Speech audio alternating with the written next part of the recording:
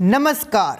गुजरात विधानसभा चुनाव की तारीखों का ऐलान हो चुका है। 1 दिसंबर और 5 दिसंबर को 2 चरणों में मतदान होना है और नतीजे 8 दिसंबर को आएंगे। गुजरात में सभी राजनीतिक पार्टियों ने चुनाव प्रचार की तैयारियां जोर शोर से शुरू कर रखी है। अब देखना यह है कि क्या गुजरात में इस बार 27 साल से सत्ता में रह रही भारतीय जनता पार्टी फिर से गुजरात में अपना कमल खिला पाएगी या सत्ता में कोई बड़ा फेरबदल हो सकता है। प्रधानमंत्री नरेंद्र मोदी जी का गुजरात राज्य गढ़ माना जाता है और पिछले 27 साल से भारतीय जनता पार्टी लगातार गुजरात में अपना परचम लहराते हुए आ रही है।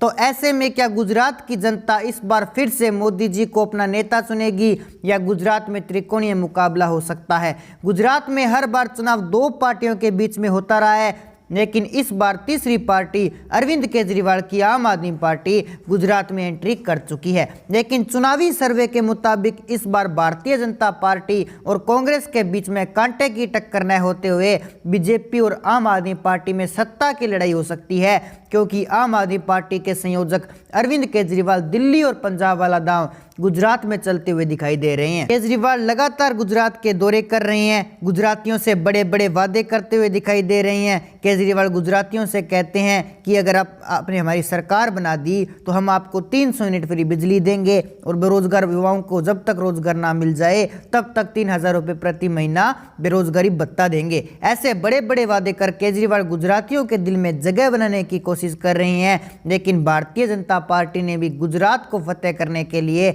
अपनी पूरी ताकत झोंक दी है। बीजेपी के वरिष्ठ नेताओं ने गुजरात में डेरा डाला हुआ है। नरेंद्र मोदी जी, गृह मंत्री अमित शाह, यूपी के सीएम योगी जी आदि नेताओं ने लगातार गुजरात के दौरे किए हैं। और गुजरात विधानसभा चुनाव में इस बार कौन सी राजनीतिक पार्टियां सुर्खियां बटोर रही है और कौन सी राजनीतिक पार्टी का पलड़ा भारी होने वाला है, इस पर हम आपसे विस्तार में चर्चा करेंगे। गुजरात विधानसभा चुनाव में थोड़ा ही समय बचा है, लेकिन चुनाव के ऐलान से पहले ही सभी राजनीतिक पार्टियां चुनाव प्रचार में एड़ी चोटी का जोर लगा चुकी है और सभी राजनीतिक पार्टियों ने अपनी पूरी ताकत गुजरात विधानसभा चुनाव के प्रचार प्रसार में झोंक दी है। या यूं कहें कि गुजरात की सीएम गद्दी पर कब्जा करने के लिए सभी राजनीतिक पार्टियों ने अपनी कमर कस ली है। अब देखना काफी दिलचस्प होगा कि गुजरात में 27 साल से सत्ता में बैठी भारतीय जनता पार्टी 2022 में भी कमल खिला पाएगी या फिर भारत जोड़ो जैसे आंदोलन चलाकर कांग्रेस गुजरात में कुछ बड़ा करने में कामयाब होगी। 2017 के विधानसभा चुनाव में कांग्रेस पार्टी को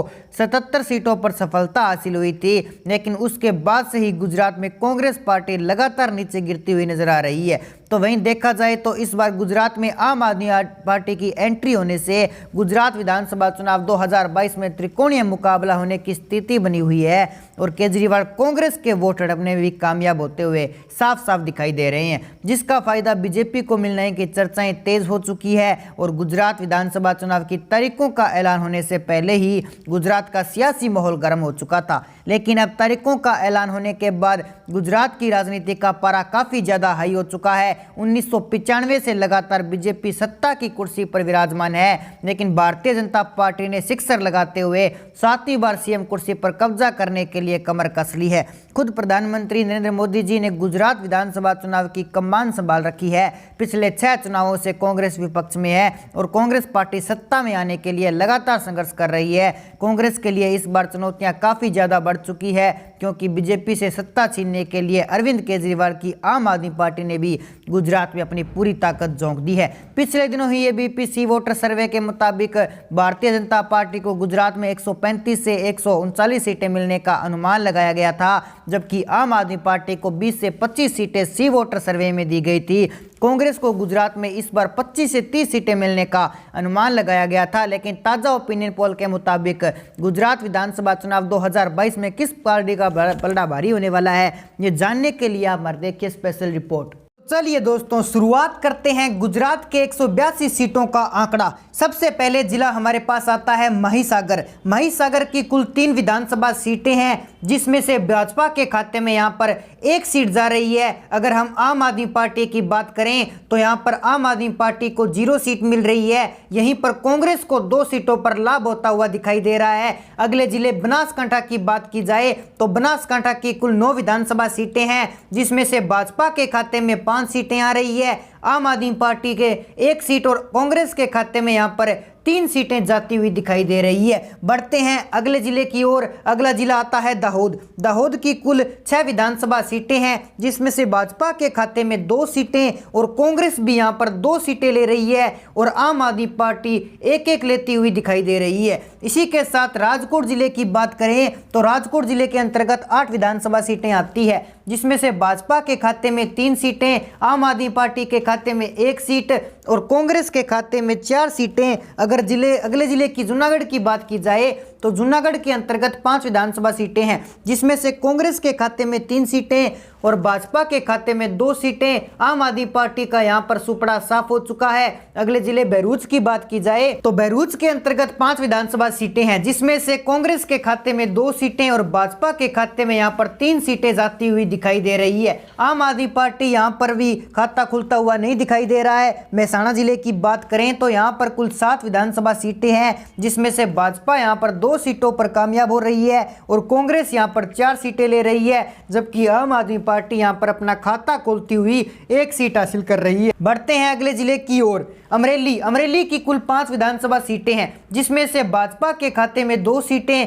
कांग्रेस यहां पर 3 सीटें लेती हुई दिखाई दे रही है, जबकि आम आदमी पार्टी यहां पर 0 सीट हासिल कर रही है। गांधीनगर की बात करें तो यहां पर 5 विधानसभा सीटें हैं, जिसमें से भाजपा के खाते में अप्रत्याशी तेज आ रही है और 1 सीट पर कांग्रेस ले रही है। जामनगर की बात करें तो यहां पर 5 विधानसभा सीटें हैं, 5 की 5 सीटें आम आदमी पार्टी के खाते में जा रही है, बाकी अन्य पार्टी को यहां पर कोई भी सीट नहीं हो रही है। अगले जिले नवसारी की बात करें तो यहां पर कुल 4 विधानसभा सीटें हैं, जिसमें से भाजपा के खाते में 3 सीटें जा रही है, आम आदमी पार्टी के खाते में 1 सीट और कांग्रेस यहां पर 0 सीट हासिल कर रही है। अगले जिले सुरेंद्रनगर की बात करें तो सुरेंद्रनगर के अंतर्गत 5 विधानसभा सीटें आती है, जिसमें से भाजपा के खाते में 3 सीटें, कांग्रेस के खाते में 2 सीटें और आम आदमी पार्टी के खाते में 0 सीट जाती हुई दिखाई दे रही है। भावनगर की बात कर लेते हैं तो भावनगर के अंतर्गत 7 विधानसभा सीटें हैं, जिसमें से भाजपा के खाते में 4 सीटें, कांग्रेस के खाते में 2 सीटें और आम आदमी पार्टी के खाते में 1 सीट जाती हुई दिखाई दे रही है। अगले जिले सूरत की बात की जाए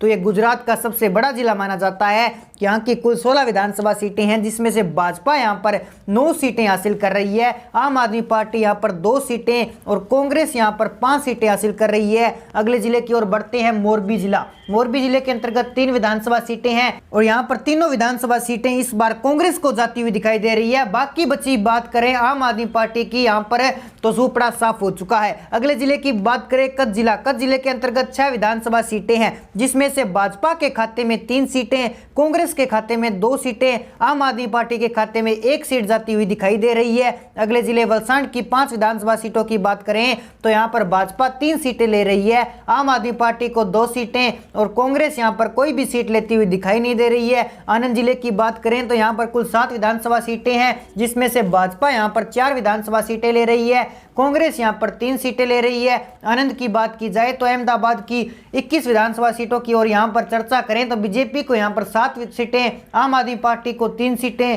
कांग्रेस को 11 सीटें जाती हुई दिखाई दे रही है। अगले जिले छोटा उदयपुर की बात करें तो यहाँ पर कुल 3 विधानसभा सीटें हैं, जिसमें से बीजेपी के खाते में 1 सीट और कांग्रेस के खाते में यहाँ पर 2 सीट जाती हुई दिखाई दे रही है। इसी के साथ अगले जिले पाटन की बात की जाए तो यहाँ पर 4 विधानसभा सीटें हैं, जिसमें से बीजेपी के खाते में 1 सीट और कांग्रेस के खाते में 2 सीट, आम आदमी पार्टी के खाते में 1 सीट जाती हुई दिखाई दे रही है। अगले जिले साबरकांठा की 4 विधानसभा सीटों की बात करें तो यहाँ पर बीजेपी के खाते में 3 सीटें और कांग्रेस के खाते में यहां पर 1 सीट जाती हुई दिखाई दे रही है। गांधीनगर की अगर बात करें तो यहां पर 5 विधानसभा सीटें हैं, जिसमें से बीजेपी के खाते में 2 सीटें और कांग्रेस के खाते में 1 सीट, आम आदमी पार्टी खाते में 2 सीट जाती हुई दिखाई दे रही है।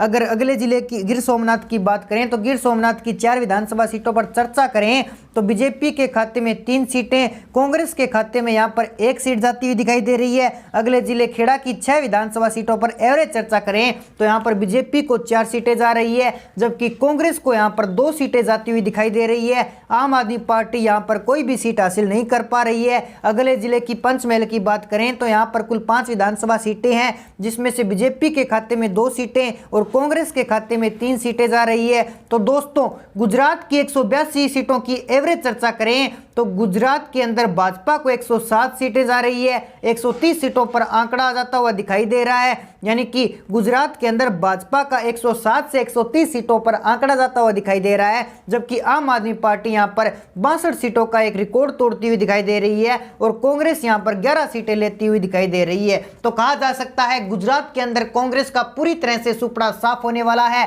तो दोस्तों आप भी अपनी राय हमें कमेंट बॉक्स में जरूर बताएं और साथ ही कर लीजिए हमारे चैनल को सब्सक्राइब। तो मिलते हैं एक नई अपडेट के साथ, तब तक के लिए जय हिंद जय भारत।